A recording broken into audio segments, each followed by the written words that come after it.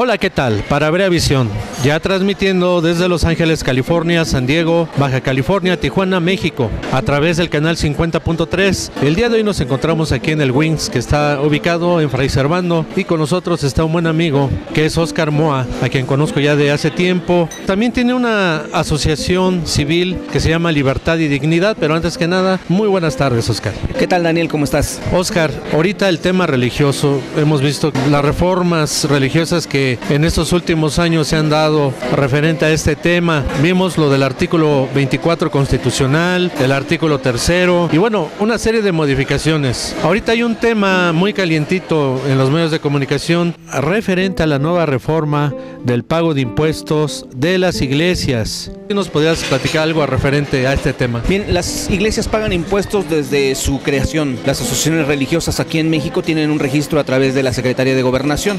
Sin embargo, esta nueva ley es un poco más rígida en cuanto a que tiene dos opciones de control, le llamo yo, para las asociaciones que ya están registradas, que son más de 7,000, ya casi 8,000 en lo que va los sexenios desde que se autorizó hasta la fecha. Bien, este tipo de control va a consistir en lo siguiente: hay iglesias que son muy pequeñas, no pasan de los 50 miembros, y hay otras que son muy grandes, que pasan de los 10-15,000 miembros, que están asentadas en ciudades, en áreas metropolitanas muy grandes. Este tipo de control va a tratar lo mismo a unas que a otras, es decir, las iglesias que están en la serranía, en lugares alejados de donde hay incluso electricidad, van a tener que hacer una declaración vía internet, imagínate, para hacer su declaración de impuestos.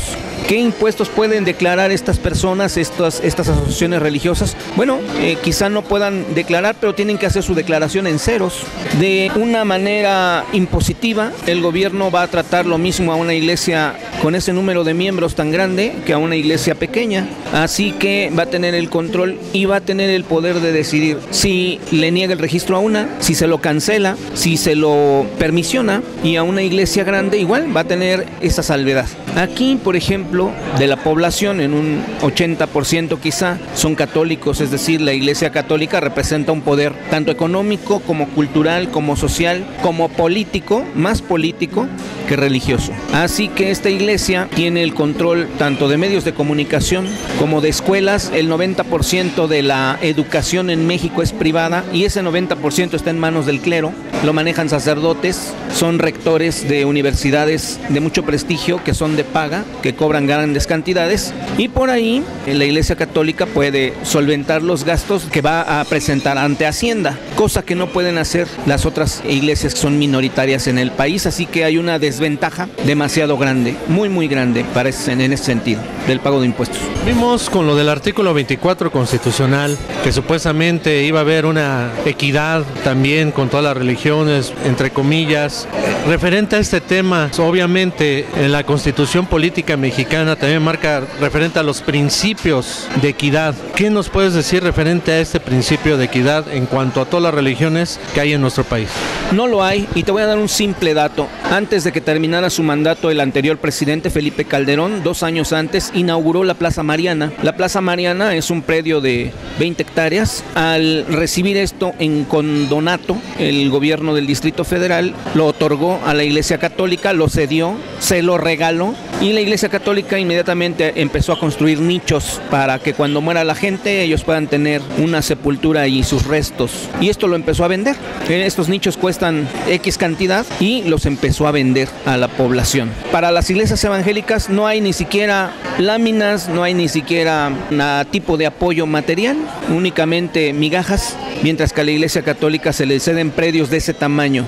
Si hubiera un gesto de equidad, el gobierno mismo diría, bueno, vamos a darle ahora a las otras iglesias, a las otras denominaciones, a las otras asociaciones religiosas, pero no es así. Hay una falta de respeto a la Constitución que marca que todas las asociaciones religiosas son iguales ante la ley. No es verdad. Aquí en México hay intolerancia religiosa y hay discriminación. Oscar, acabas de mencionar otro aspecto importante aquí en nuestro país: intolerancia religiosa. Vemos que en estados de la República Mexicana y sobre todo el sureste hay mucha intolerancia. Platícanos los casos que tú has vivido referente a este tema. Ese es mi tema y yo te puedo decir, Daniel, que hay más de 500 casos registrados desde hace 5 años a la fecha, que yo los tengo perfectamente documentados, que van casos de intolerancia y discriminación que van desde el asesinato de personas hasta la expulsión de niños de escuelas federales, pasando por amenazas, robos, despojos,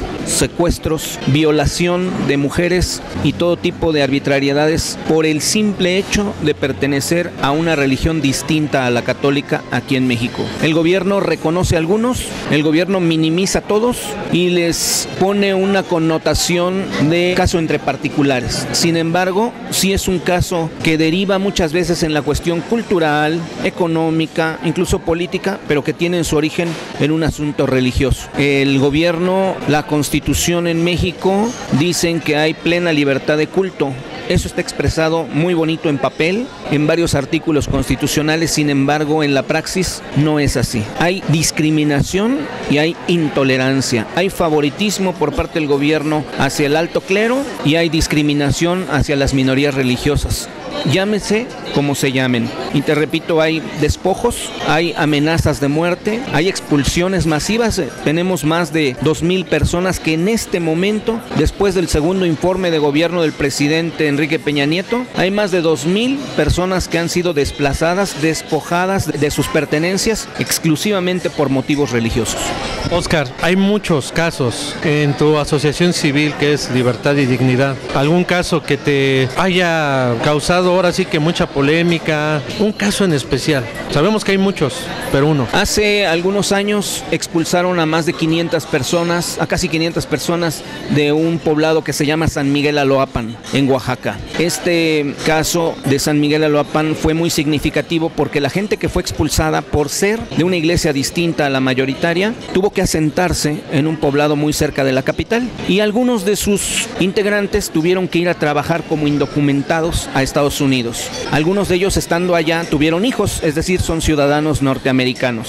Hace algunos años yo incluso con una cámara muy elemental fui a grabar los testimonios de esa gente y posteriormente, 10 años después, me buscaron de un bufete de abogados muy importante en la Unión Americana para decirme que esas personas que se habían ido a trabajar allá son indocumentados y los iban a deportar a México, pero que querían información porque ellos alegaban que tenían esa salvedad de pedir asilo político en un país que solo lo otorga por 3 motivos: por motivos raciales, por motivos políticos y por motivos religiosos. Así que les envié toda la información que yo había recopilado, las grabaciones, los documentos que en aquel momento me encargué yo personalmente de tramitar ante Gobernación, ante Derechos Humanos, ante la Secretaría de la Reforma Agraria, porque los despojaron de predios que eran ejidales. Así que esta gente obtuvo su ciudadanía por alegar ante la Corte que eran expulsados por motivos religiosos. Yo mismo fui testigo en ese asunto y lo estoy siendo en otros más. Pero el de San Miguel Aloapan marca un hito en la historia de México y en la historia de Estados Unidos, porque le dan por primera vez